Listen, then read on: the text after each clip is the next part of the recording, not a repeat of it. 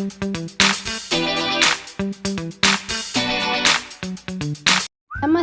तव्हांजो स्वागत आहे पंहिंजे चैनल हिंदू सिंधी किचन में। तव्हां सभिनी खे रमज़ान मुबारक हुजे। उन जे ख़ुशीअ में मां तव्हांजे लाइ रोल तयारु कया आहिनि। तव्हांखे सभिनी खे ज़रूरु पसंदि ईंदा। मुंहिंजे स्टाइल में हलो त तयारु कयूं था। स्पेगेटी जा रोल तयारु करणु असांखे छा छा खपे। उन में असांखे पिज़्ज़ा, स्पेगेटी या सोया सॉस, चिली सॉस, बंद गोभी, शिमला मिर्च, लीमा, गजर, इहे असांखे रोल तयारु करणु।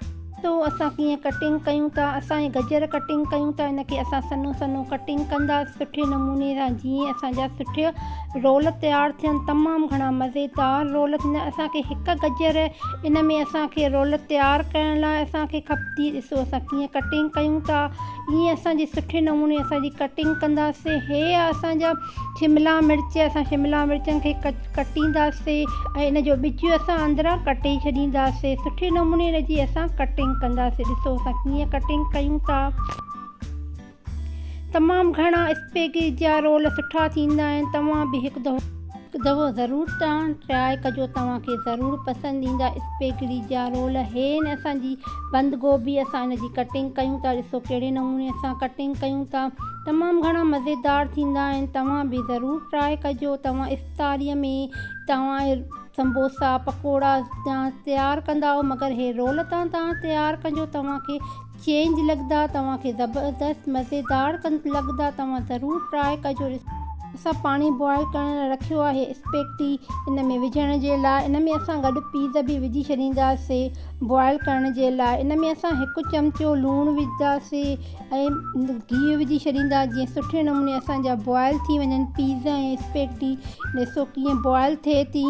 असांजी हाणे बॉइल थी चुकी आहे पीज़ ऐं स्पेगेटी।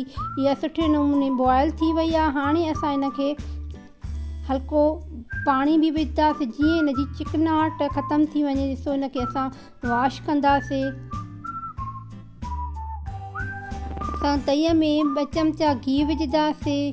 घी गरम थी वञे त पोइ असां हिन में बंद गोभी विझंदा। ॾिसो असां कहिड़े नमूने इहा सब्जी तयारु करे कटिंग करे चुका आहियूं। असां तव्हांखे ॾेखारीसीं त असां कीअं कटिंग कईसीं। हाणे असां हिन में बंद गोभी विधी आहे। जेसिताईं असांजी बंद गोभी हल्की हल्की असां हिन में सब्जियुनि खे पचाईंदासीं। असांजी हल्की पची वञे त पोइ असां आहिस्ते आहिस्ते ॿियूं सब्जियूं विझंदा वेंदासीं, जीअं सुठे नमूने असांजी तयारु थी वञे।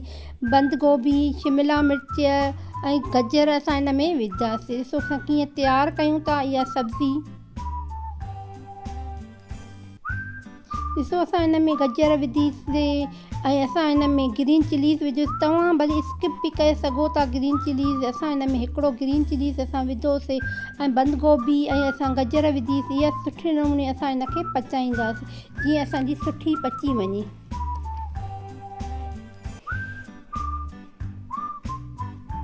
हाणे असां शिमला मिर्च विधासीं, जीअं असां शिमला मिर्च बि असांजा हिन में सोते थी वञनि, सुठे नमूने असांजा पची वञनि। आहिस्ते आहिस्ते असां हिन में सभु सब्जियूं विझंदा वेंदासीं। असां तमामु घणी महिनत कयूं था तव्हांजे लाइ। त मुंहिंजो चैनल खे तव्हां सब्सक्राइब कयो, कमेंट कयो। तव्हां असांजी सभु सब्जियूं पची चुकियूं आहिनि। हिन में असां स्पेगेटी विझी छॾी आहे, पीज़ विझी छॾिया आहिनि, लूणु ऐं ब्लैक पेपर असां विधो आहे, या सोया सॉस, चिली सॉस असां हिन में विझंदासीं। तक़रीबन 2 चमचा असां हिननि में विझंदासीं। ॾिसो सुठे नमूने हिन खे असां मिक्स कंदासीं। लूणु ऐं ब्लैक पेपर तव्हां पंहिंजे टेस्ट जे मुताबिक़ हिन में विझी सघो था। सुठे नमूने हिन खे असां मिक्स कंदासीं।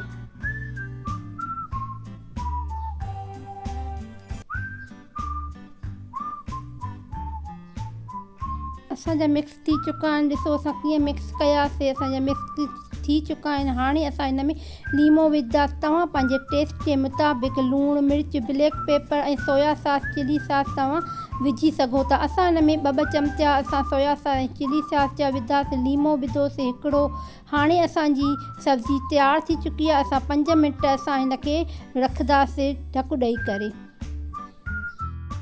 असांजी सब्जी तयारु थिए असां स्पेगेटी जा रोल तयारु करण जे लाइ असांखे मैदो खपंदो। हे आहे असांजो मैदो। इन में असां हाणे गिहु विझंदासीं।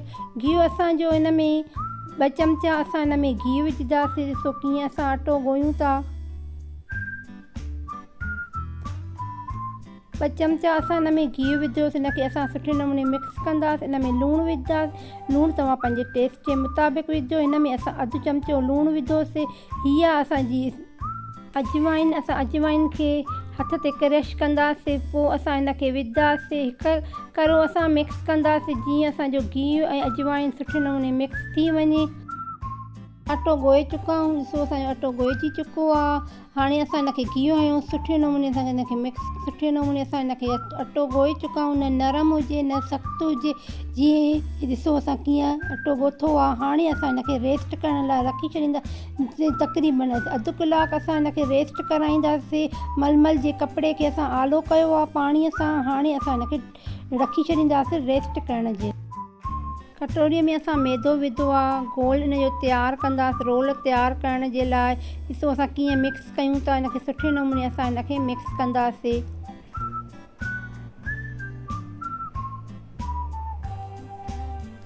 असांजो गोल ॾिसो असां कीअं तयारु कयो आहे। असांजो गोल तयारु थी चुको आहे। तव्हां ॾिठो असां अटो ॻोथोसीं। असांजो रेस्ट खाई चुको आहे। असां इनखे सुठे नमूने सां कलींदासीं कीअं असां कलियूं था। हाणे असां रोल तयारु कंदासीं। नंढियूं नंढियूं असां चाणियूं ठाहींदासीं रोल तयारु करण लाइ। तव्हां ॾिसो असांजा केतिरा असांजा रोल थियनि था। मां तव्हांखे ॾेखारींदसि। इनखे इनजी असां रोटी तयारु कंदासीं। रोल तयारु करण जे लाइ इनखे असां सन्हो सन्हो वेलींदासीं। असांजी रोटी असां वेले छॾीसीं। ॾिसो असां हाणे कीअं पचायूं था। ईअं असां पचाईंदासीं तए ते। तव्हां ॾिठी असां हिकु पचाईसीं। हाणे ॿी बि पचाईंदासीं। कची पकी असां पचाईंदासीं रोल तयारु करण जे लाइ।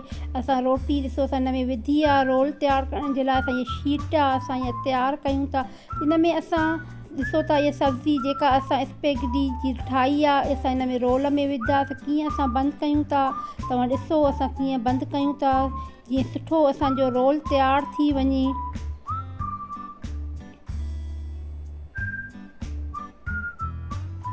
पहिरियों असां इहा रोटी रखंदासीं। विच ईअं असां जेका गोल तयारु कयो आहे असां इहो हणंदासीं जीअं असांजो रोल बंदि थी वञे। विच ते असां इहा सब्ज़ी विझंदासीं। ॾिसो ॿिन्ही पासनि खे असां ईअं बंदि कयूं था। ॾिसो कहिड़े नमूने असांजो सुठो बंदि थी वञे रोल।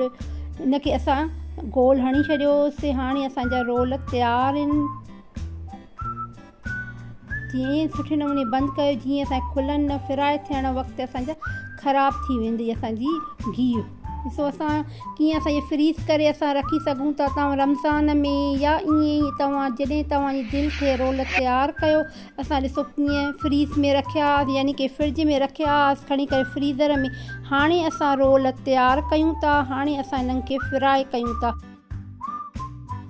ॾिसो असां गोल्डन कलर असांजो रोलनि जो थी चुका आहिनि। तमामु घणा मज़ेदार ऐं यमी थींदा आहिनि।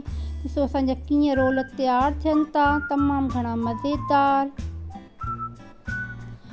गोल्डन कलर कंदासीं। हल्की गैस ते रखंदासीं जीअं असांजा सुठा फ्राए थी वञनि रोल।